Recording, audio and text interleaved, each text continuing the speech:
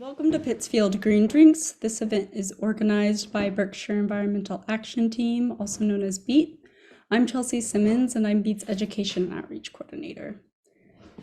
If you don't already know about BEAT, you can find out much more on our website, thebeatnews.org. We work together with our community to protect the environment for wildlife in support of the natural world that sustains us all. On our website, you can easily stay informed just on environmental events, job openings, public meetings, and projects that are taking place in Western Mass and statewide. We have a community calendar where we compile a list of events that other organizations have sent us. And then we also have an environmental jobs board that has local and regional job postings. And then twice a month, we go through the state's environmental monitor and we list them, just projects that we should all be keeping an eye on for the Berkshires and the Connecticut River Valley, as well as statewide. And then every week, we update the public notices page on our website. And so those are public notices for Berkshire, Hampshire, Hampton, and Franklin County. They're mostly about Conservation Commission meetings, but there are other environmentally relevant ones as well. And you can find all of that, as well as local, regional, national, and global environmental news articles, in our weekly e-newsletter, the Beat News.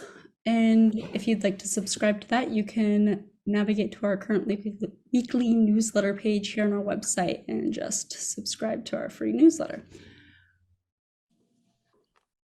Many of you already know this, but BEAT is a 501c3 nonprofit. So that means all of our funding comes from grants and generous donations. So programs like this one, they're only possible thanks to that. If you'd like to support me, you can go here on our donate page, and thank you. Join us next month for our Pittsfield Green Drinks, where Laura Marks from the Nature Conservancy will talk about their initiative to protect and connect the Canadian Acadian Mountains and the Appalachian Mountains of New England. Wildlife habitat. Connecting wildlife habitat. She'll heavily focus on the regional corridor, which is known as the Berkshire Wildlife Linkage. That's taking place on. I want to make sure I'm on mute. That's taking place on Tuesday, November 5th at 6 p.m. on Zoom. And you can learn more about that and register through BEAT's event calendar. So that's all I have for you. I'm going to stop sharing my screen and hand it off to our speaker tonight, Mary Stucklen, and let her introduce herself.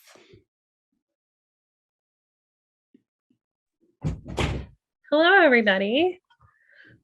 Just as you were saying that, my butler came in, delivered my water. So my butler is my mom. So hello, everybody. My name is Mary Stucklen. I see a lot of familiar faces here, which is fantastic. And I see some unfamiliar faces, so it's very nice to meet you. A quick note, I am at my mother's house. She is babysitting my toddler son, Thomas.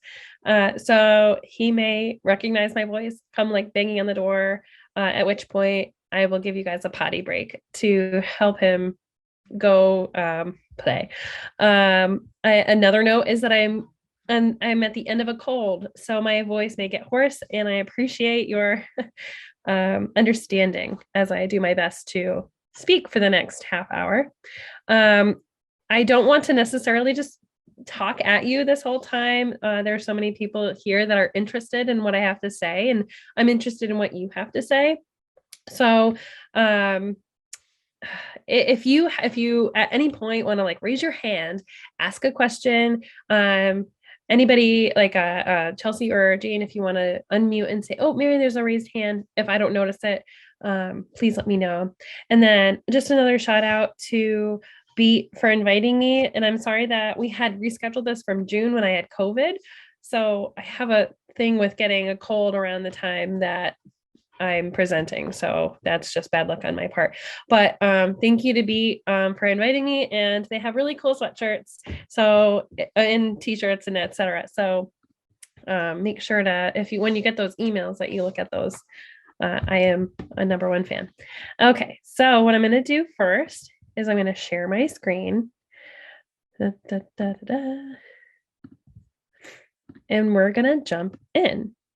So again, if at any point, I really do want this to be you guys participating, raising your hands, asking questions.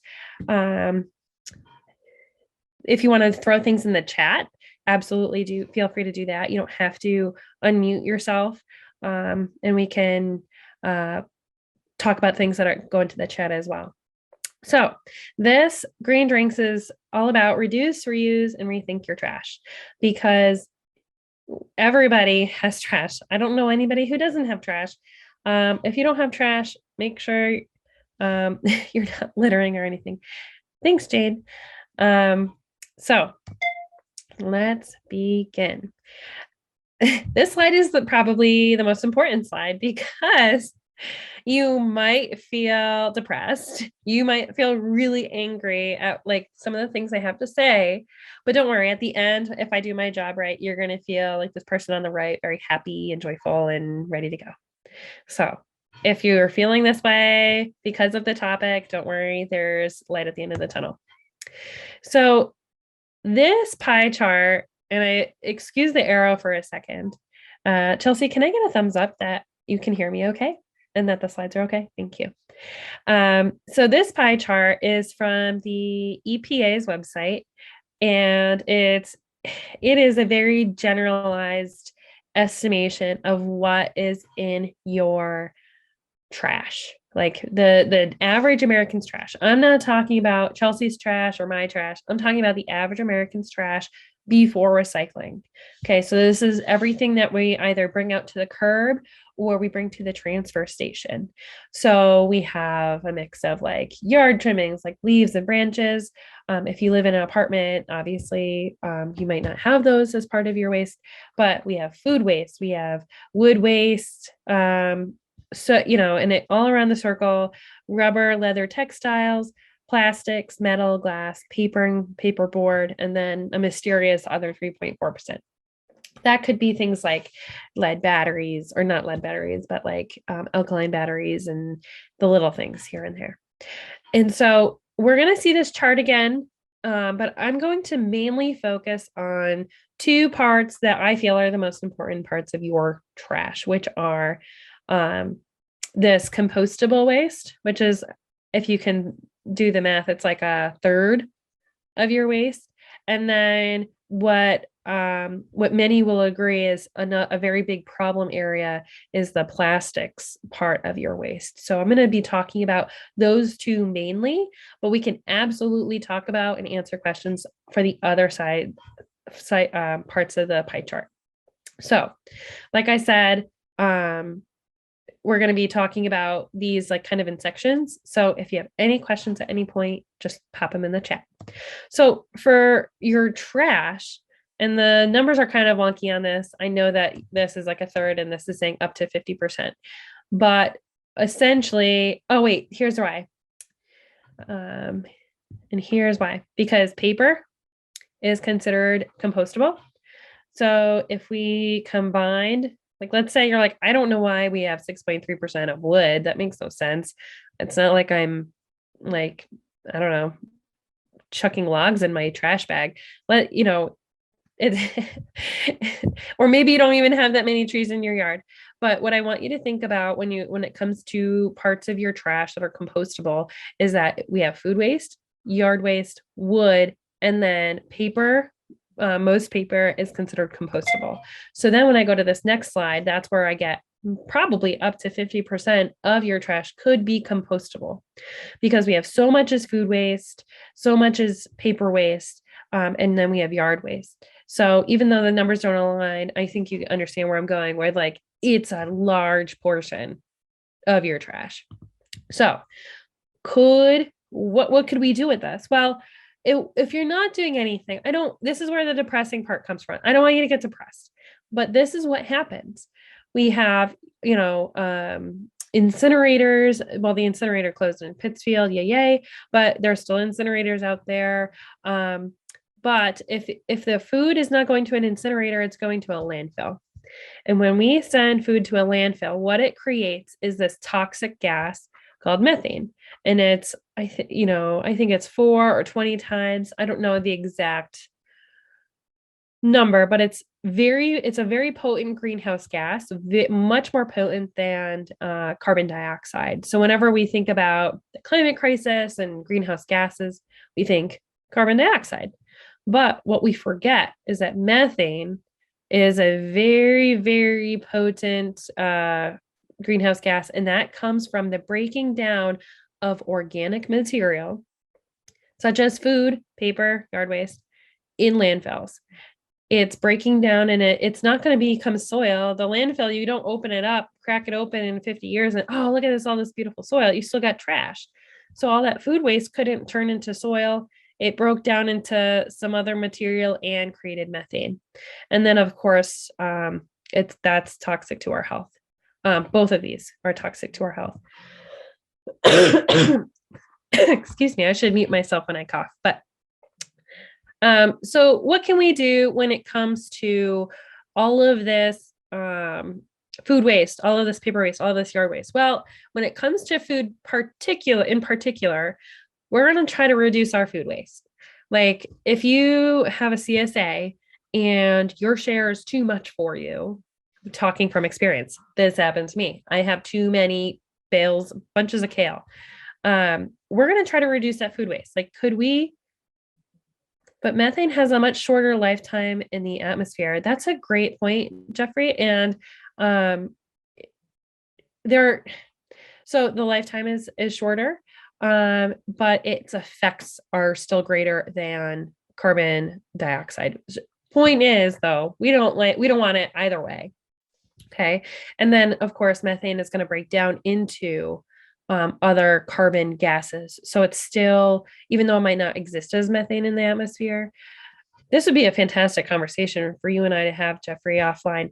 But if anybody has any other nerdy facts like Jeff does, which is admirable, thank you, please pop them into the chat. Thank you. I love it. See, this is what I mean by 86 times greater than CO2, but breaks down after 20 years. Big problem for right now. Okay, yeah. It's like putting money on a credit card, like putting purchases on a credit card. You could have that credit card for 20 years, or you could just save your money and not put money on a credit card. So thank you, Jane. See, this is what I mean about engaging a chat. We all learn a little bit more. Thank you so much. Okay, so continuing. Reducing food waste. Hey, neighbor, could you use some kale? I don't want this to go to waste. Donate it. Of course, if you have fresh food, it's really hard to donate, but you could still call your local food pantry and see what they could take. You could feed it to animals. That's like if you have, pet chickens or something like that. Here's a piggy. Excuse me. Here's a pig right here. Of course, composting. I'm the compost lady is my new nickname for myself. So we are definitely going to talk about compost. You could do industrial composting, which is another type of composting that creates energy, but it also has methane off gas. And then, of course, landfill is the last option that we want to do. So we have a lot of options when it comes to the food recovery hierarchy. And by the way, this part of this food recovery hierarchy came from the EPA website, but then I edited the last two because landfill was like this other option and it didn't have the skull and crossbones, but I wanted to make my point dramatically.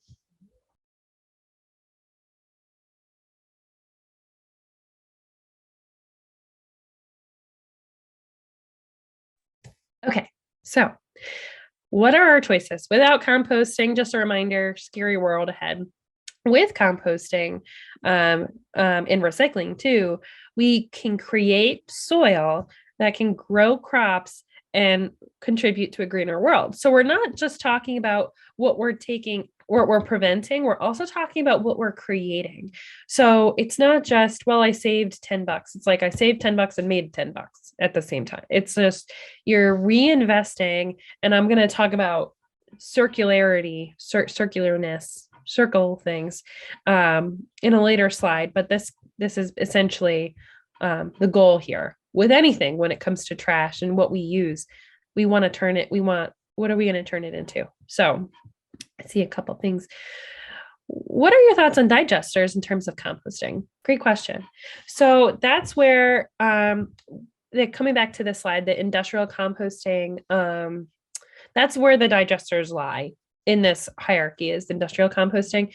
We could sometimes windrows, this is really getting into the weeds. So there's two different types of composting. There's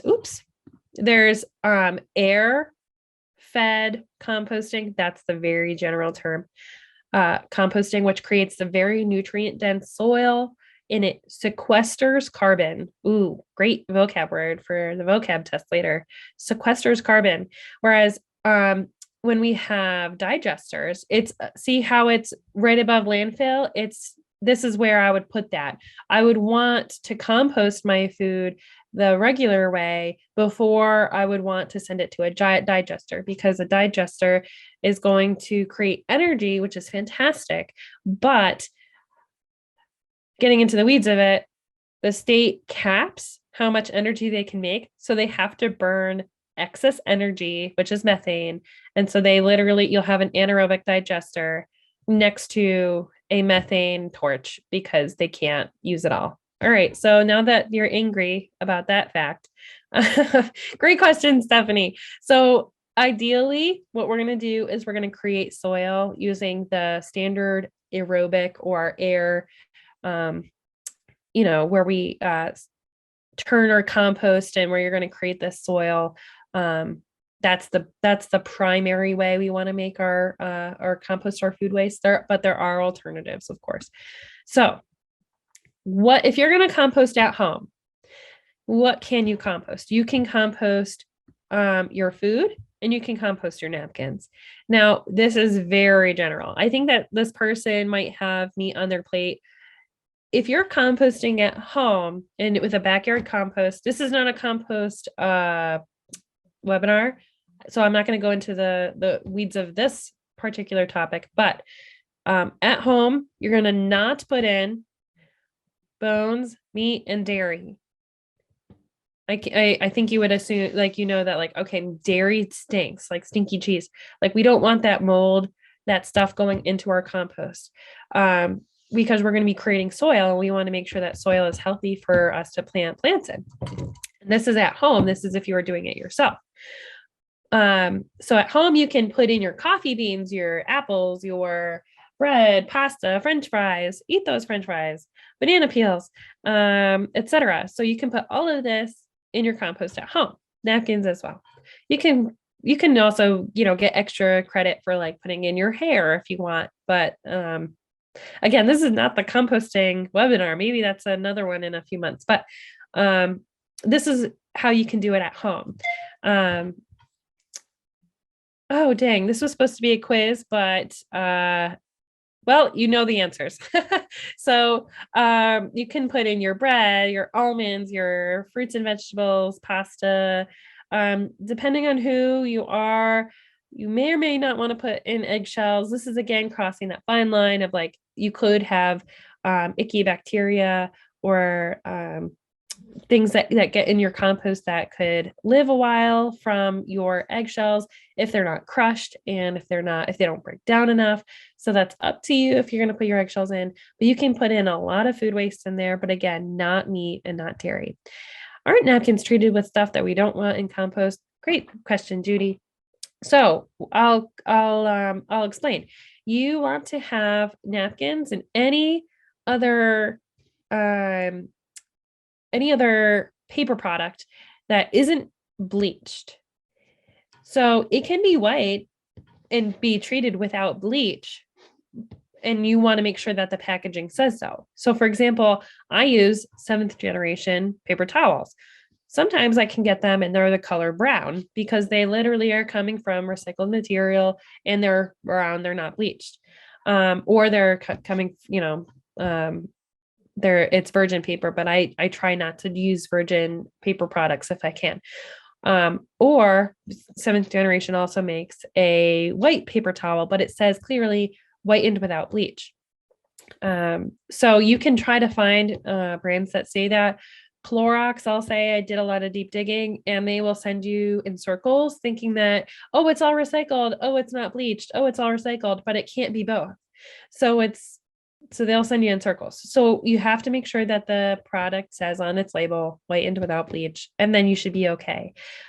If you are really concerned and you really want to go the organic route for your compost, then you can keep all paper products out, especially anything that might have a wax on it, because that wax could potentially be plastic. But at the end of the day, focus on the food waste for your compost, like all of these items here, but not the meat and the cheese, and then you'll be good. So, and this is just another slide to reiterate that when you compost your food waste, you create this beautiful soil. And again, you're avoiding all of those nasty things we were talking about before. Okay, this scary slide is not talking about just what we're throwing away.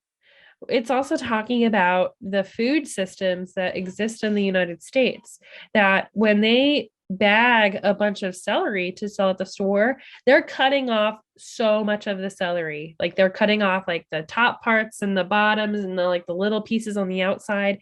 If you're buying pretty much any bagged produce, it's like a shrunken version of what could have actually been sold to you, and is partly edible. Like you can eat like carrot tops or something like that.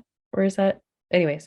So out of all of the food produced in the US, 35% is wasted. And again, this is like a part of this 35% is what can be composted at home, but this is also largely the agricultural side, the produce side, and what's thrown away at the store. So think of it this way. Think of yourself as going to the grocery store, buying 3 bags of groceries, coming home and throwing one away. And that gives you a visual of how much food waste is actually thrown away in the US. So you can see why I spent so much time talking about food waste. So we're going to go to plastic. But one thing I did not mention, and I'm just going to put in a small little nugget here for you to think about, is that if you are unable to compost on your own at home, I do run, and I didn't say this before, I own Tommy's compost service. I pick up food waste and I compost it for you. My slogan is, we do the dirty work for you. My contact information is at the end of the slide, but I'm not here to promote my business. But please, you now know that does exist, but I'm more than happy to talk to you also about home composting, because that's a very real option. So if we're okay, we're going to go into talking about plastic. Beat uses Tommy's, they make it easy. Beat does use our service. Thanks, Jane.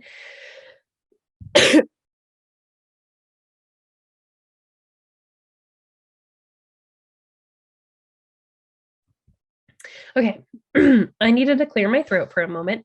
I'm going to assume that we're okay to move on to plastic. Maybe you are all thoroughly depressed or angry at all of the data that I shoved into this presentation, but don't worry, it's only going to get worse. So here we go, buckle up. Okay, so we're going to talk about plastic and metal and glass. The reason why I'm not going to talk too much about metal and glass is because they're considered fantastic. Yes, Black Earth Compost and Bootstrap Composting are companies in Boston. Yes, that's correct. So we have many compost services throughout Massachusetts. And I do not serve South County. So Berkshire Compost is in Great Barrington and Stockbridge, but I serve Central and Northern Berkshires. And there's more than just us in the Berkshires. There's other compost companies as well. So you have options for sure. Thank you for mentioning that. So metal and glass, I'll just say right now, the reason why I'm not talking too much about them is because they are inert. And what that means is that they're not going to leak unless they're combined with something or they're like a specific type of toxic metal. They're not going to like leach into like your food too much, if at all. They're like I'm not really worried about like glass, when it's broken down at the recycling facility, it becomes like a fine grain, almost like sand, right? And metal is recycled a lot, and you can, get it out of they can actually try to get it out of the trash too. That's very inefficient. But metal and glass, I'm just not too worried about it. The thing with micro or plastics is that when it breaks down into microplastics. I'm going to mention this once or twice more, but when we have plastic can leach into your food, it's so harmful to the environment. It does not break down into something that can be reused again in any way that's efficient or healthy. And obviously, we mine it as petroleum to turn it into the things we use. So that I'm going to start from there. Where did it come from? What the heck? Well, in 1869, you guys remember, we would create things like billiards balls. This was like the first type of plastic that would really hit the market. So then in 1907, we started using plastics for things like radios. And then in the 20s, PVC was very popular. Oh, now we can have plastic pipes for things. In 1939, it revolutionized women's clothing with nylons and stockings. Moving on into the 1941, we've got and this is when all these were created. Perhaps if you're thinking, well, I remember that, and like wasn't exactly popular that year. This is when that was created, so it might have taken a few years for it to really become, evident in our population and everywhere. So 1941, that's where we created the polypropylene that can be molded into bottles and stuff like that. In the 50s, that's when styrofoam was invented, as well as like these fun chairs, like for furniture or for like firm type home equipment.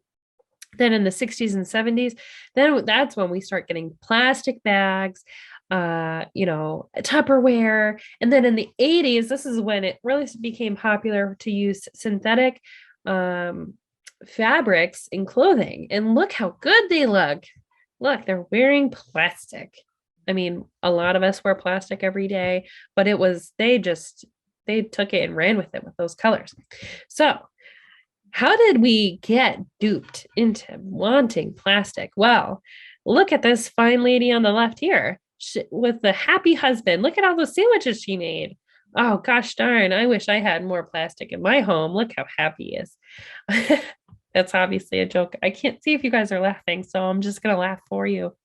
In the middle here, we have the Scott plastic cup, which now we have Solo cups is a very popular cup, but no cardboard taste. Can't get soggy. This plastic cup at toss away prices makes paper cups strictly old fashioned. So if you were going to have a party, you would be super cool to have a plastic cup. And I think we can all relate to this middle advertisement when we think of paper straws.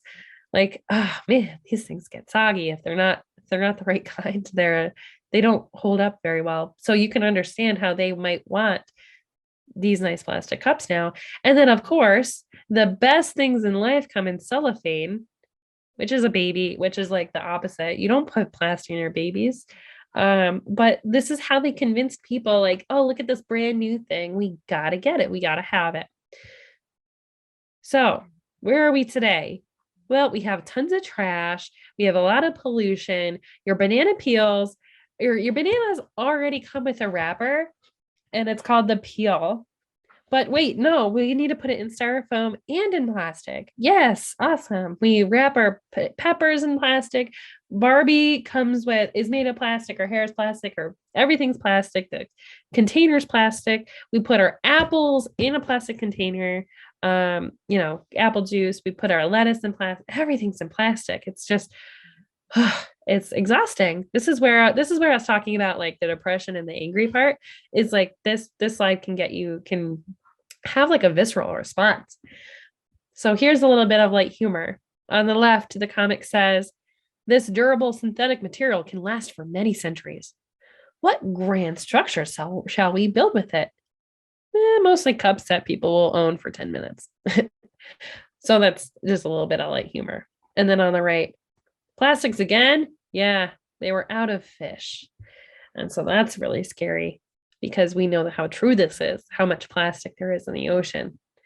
So ultimately, this is all part of what is called a linear economy, where we take out from the earth petroleum, we create the plastic, we transport it to, when we like transport it not 1,000 times, maybe 7 or 8 times before it actually goes to the store. So we created, the plastic pellets that go to create the Barbie goes to the packaging facility, then it goes to the store. And then you buy it and you bring it home. And then if you bought the Barbie, guess what? The package gets thrown away. Nobody wants to keep the package. Well, most of us don't, but it's very linear. Sometimes we recycle it. 9% of all plastic, and I think there's actually a chart.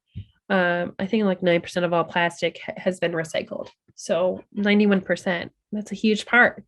So this is what is called a linear cycle. It just goes, in one, out, and then done. It's obviously not done. It's in a landfill, creating issues. So here's that big, depressing, angry picture of, where some of our trash goes. I believe that this is actually a third world country, where they do sift through, and you can see some people actually, they'll try to sift through the trash, to find value in what has been thrown away by others. But in the United States, we obviously have health standards and health codes, and the landfill is okay, but you can't go through it. So this is just an idea of what that looks like. What does the future look like about plastics? Well, don't worry. Here we are in 2020-ish. So it's only going to get much, much, much worse if we keep going at the trajectory of how we're going. Okay, so this says annual plastic emissions to 2050. So this is actually just the emissions, not just the actual product, but the emissions from creating plastic and throwing it away, and from plastic production and incineration. So here on the right, we have 2019, 2030, 2050. This is how many gigatons of carbon dioxide equivalent for plastic. And it's the equivalent of 189 coal plants in 2019, 295, 615 in 2050. So this is going in a very scary direction. Oh, by the way, it's also hurting your health. Every time that it's extracted and transported, it infects the body in all these different ways. When you inhale and ingest it, because of it gets into the water. When it's refined and manufactured, you inhale, you ingest, and when it comes into your skin contact, it also hurts you that way. When it's in your home, it's like a triple whammy. You get it from all of these different ways. And then of course, when we throw it away, or if we recycle it, it can come back to us. Excuse me. But when we burn it, it can also affect us. It affects us. And so, goodness forbid if we lived near fracking, or there's lots of pipelines all over the US. If there was a manufacturer nearby, if we took home the wrong type of plastic and drank from it, if we lived near an incinerator, which was very recent. So this is just outstanding. Do you know if the EPR bill is passed, so it would eliminate the manufacturing of plastic, or at the very least, manufacturers might rethink about creating? I don't know about that update. That would be fantastic. So Stephanie says in the chat that there's an EPR bill that should be on the floor soon.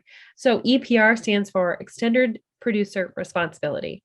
So that would mean that when we are done with our products, it's up to the person who produced them to figure out how to recycle them or to throw it away responsibly. So that would take it off of our shoulders to figure out what to do with it, and it would put the responsibility back on the person. So instead of just creating all of this toxicity, they would be responsible. Like, they have to deal with it. And then it becomes very expensive for them to create a toxic thing. So that bill is very important. So EPR plays a role in this type of system, which is called a circular economy. Oops, no. Okay, sorry. So a circular economy is not linear. It's a circle. I put a bunch of circles on here. So let's think about it. How can we recycle better? How can we reuse and repair? We used to have a beautiful repair shop, places in Pittsfield, like once a month or something. It was awesome. You could get your scissors sharpened and all that stuff. How could the person themselves rethink, do I really need this? Do I really need a fourth Barbie doll? The retailers, do I even want to stock my shelves with this stuff? Manufacturers, extended producer responsibility. How can they prevent having to deal with a toxin after later on? Also, redesign. Like, let's be creative. We're a very smart human culture. Jane put in the EPR bill in the chat. So if you're like, I'm really interested in supporting this EPR bill, she's got that for you. So what we want to do is so this is where I start to be happy. This is where I start to talk about the fun stuff, because we're going to start thinking in this circular way. How can I redesign, remanufacture, how could I buy better? How could I reuse this? How could I give it away, etc. So what can we do about it? Let's break up with single-use plastic. It's a toxic relationship, right? So when you go to the store and you get that iced coffee while you shop, it's coming in a plastic cup and a plastic straw. Now, I'm not going to be one of those people I don't plastic shame anymore. Let me put it that way. I understand that if you go to the store and you bring your reusable cup, that's a beautiful thing. We're going to talk about reusables. But I don't want you to have guilt. Like, I don't want you to shut the door in your mind. Oh, I can't do this. I can't take it all on. Little things here and there are going to make a huge difference. And I saw a joke the other day. It wasn't funny at all, but that was the point. It was like, oh, here I am sipping my paper straw, my coffee with my paper straw. And then there's like a private jet that's being flown to someone's doctor's appointment. Like, there are people who are wasting resources on this planet far beyond our comprehension. And you know what? We're going to change our behavior because that's what we have control over. And of course, we're going to participate in BEAT's community calendar, because if we want to take more action, we can participate more in our local community through BEAT. We can do a lot of stuff through BEAT. But as far as what we can do on a daily basis, we're going to control what we can. We're not going to let that depression get us. And we're going to break up with the toxic relationship. So no more plastic takeout containers, no more plastic saran wrap, styrofoam, kick to the curb, no more to-go coffees. Let's make our coffee at home. Let's, and actually I have all of those suggestions too. Obviously, no more balloon releases. Those are just silly.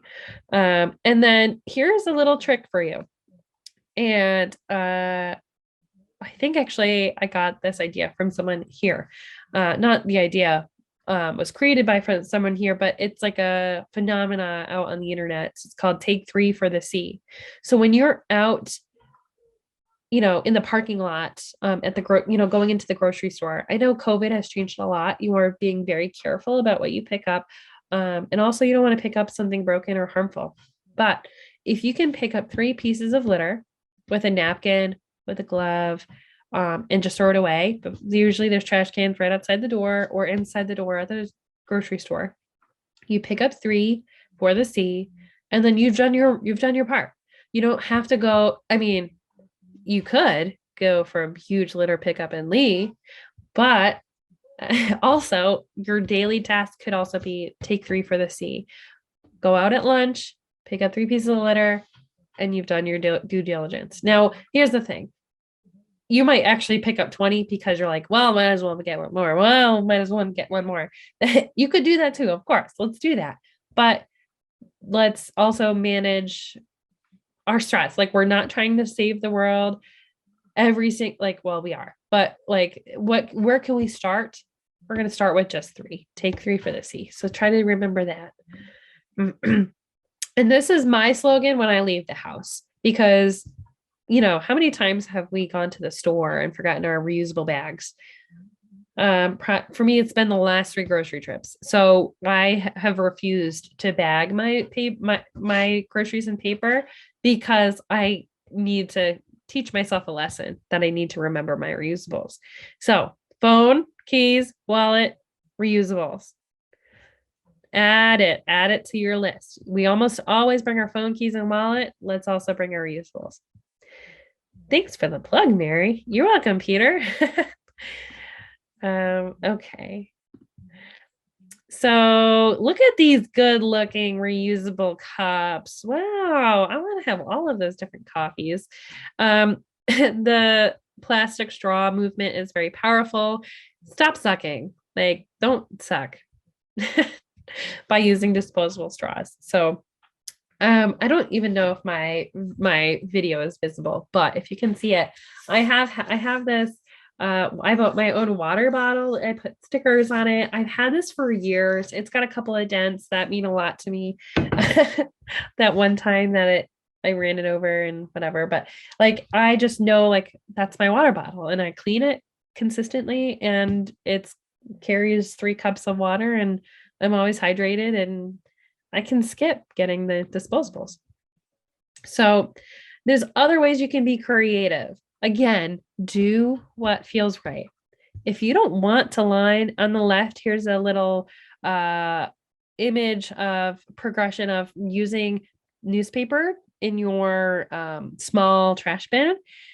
You can, this is what I personally do with my bathroom trash cans because they're small enough. And I have a lot of compostable bathroom items like this toothbrush. I have wood toothbrushes. So hair, wood toothbrushes. I also have like floss that's like cotton and not plastic. So you can actually convert a lot of your items in your household from plastic to compostable items like paper items. So where this little newspaper trick might work for you. If you're like, no way, nah, not doing it, that's fine. The top middle is a menstrual product. So instead of using disposable menstrual items, that's reusable, reusable bags, wrapping your sandwich in paper. This is a picture of hair soap. You can buy your hair, shampoo, and conditioner as a bar instead of in a bottle, which is pretty cool.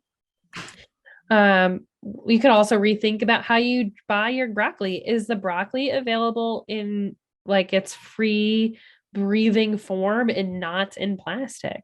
Because it's most likely fresher if it's not wrapped in plastic. And you don't have to even take it home if you're not taking home the item that's wrapped in plastic. Farmers markets, obviously, I know that they're on their way out right now because it's winter season, but we have a monthly one in Pittsfield at least that you could go to, or just shop the the fresh food aisle. Again, looking for the item that's not wrapped in plastic. And of course, you can shop in bulk. And before you're like, oh no, the pandemic like really hurt this, they still exist. We've got Wild Oats in Williamstown, Guido's in Pittsfield and Great Barrington, an Honest Bait in Albany. honestly, like you could get practically anything. They have over 2,000 bulk items in stock. Big Y and Lee actually, I think, got rid of their bulk section, pretty sure. Old Creamery in Cummington and Berkshire Co-op. So what I mean by shop in bulk is you bring jars or you purchase jars there and you fill it with the item that you need. So you're not even getting the packaging. Like you can buy some almonds and not even have to get the bag. So this is like if this inspires you. And I know that some people might think like, ooh, look at that Pinterest picture on the right. I would love to write all of my items like in this cute chalk pen on this jar. That just might float your boat. So again, you have options. And then thank goodness, that's like a half hour of talking. I think you guys are probably done with that. So again, my name is Mary. The picture on the right is Thomas. That's my son, Tommy. And I own Tommy's Compost service. I serve Central and Northern Berkshire County, both residential and commercial entities. So I take the food waste and I pick it up for you and I compost it for you. And we have a lot of different options for composting. But I like to tell people, like, consider me your compost lady. Let me help you compost. If you're just going to compost at home, compost your leaves, etc., like reach out to me. This is my cell phone right here, the 413 number, my email, and of course the website. Any questions about anything?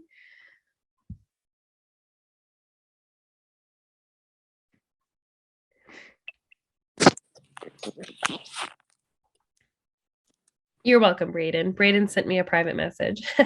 You're welcome, Braden. I'm happy to talk about anything. And you know what? I'm going to stop sharing my screen so I can see your beautiful faces and or just so you can see mine and you can ask away. If you want to raise your hand first so I can call on you, because I know you're all anxious to say something. Ooh, Peter, you're up first. My question is the problems with industrial composting. Okay. And you had a picture of a piece of heavy equipment. Is that the primary issue, that heavy equipment has emissions related to it, or do you actually get methane out of an industrial compost site? To be clear, there's technically two different types of industrial composting. We have farm composting, which can be considered industrial composting because there's so much of it. It's a commercial project and they do have machinery. So there is emissions attached to their machinery.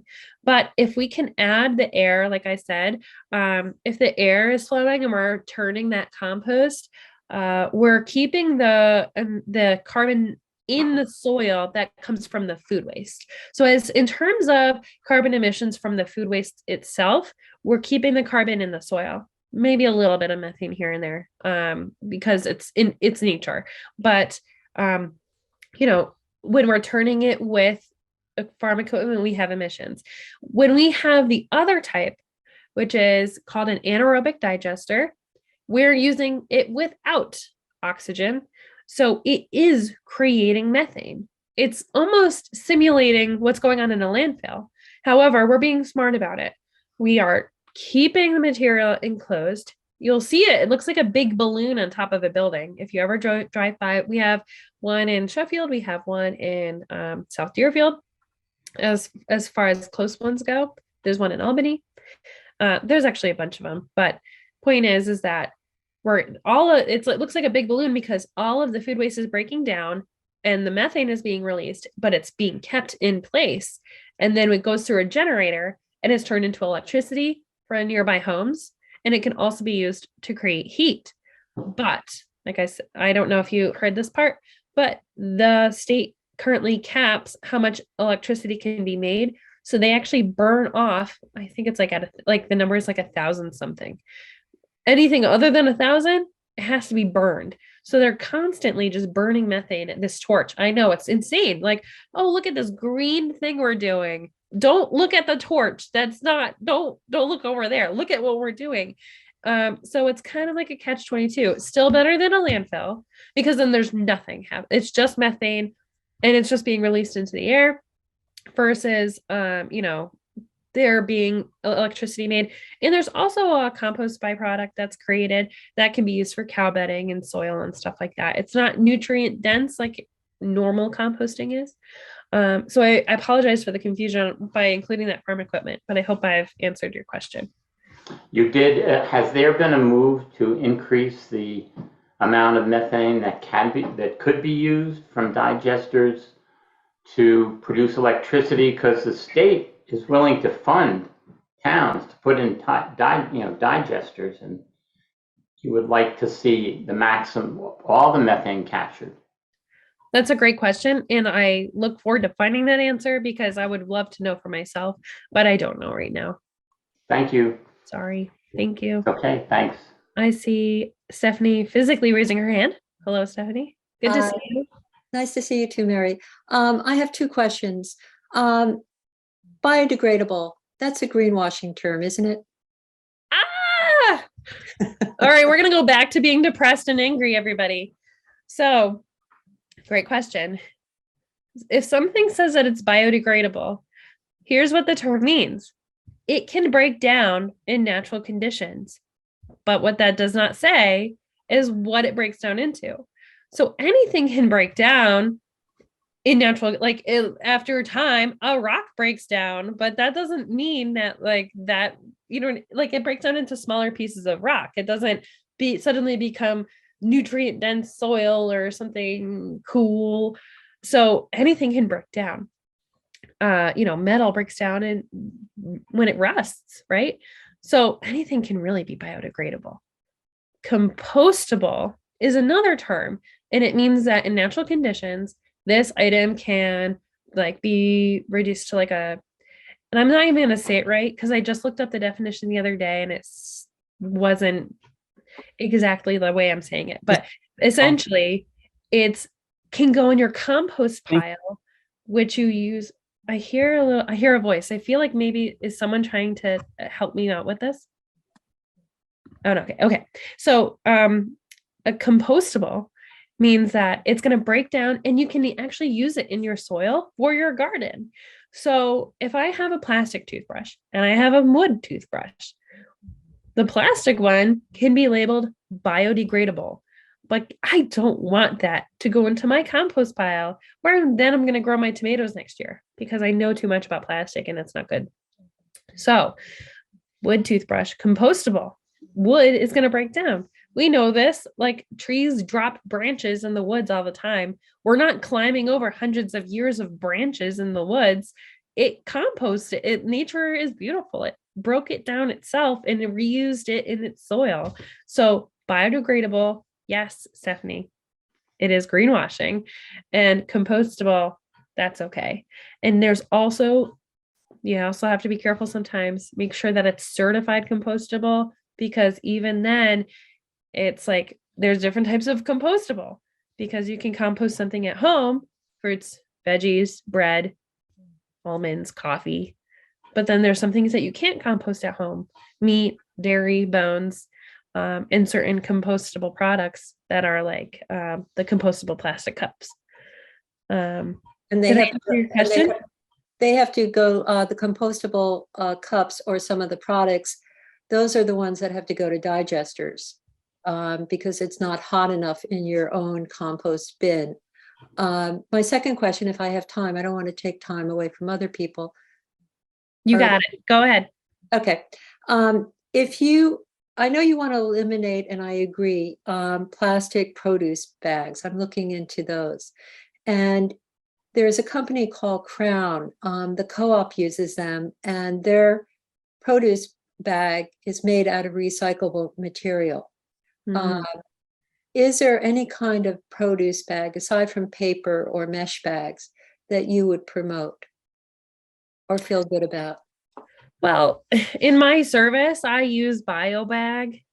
BioBag is a certified compostable product. I line my buckets with it. I give it to my customers for their countertop bins.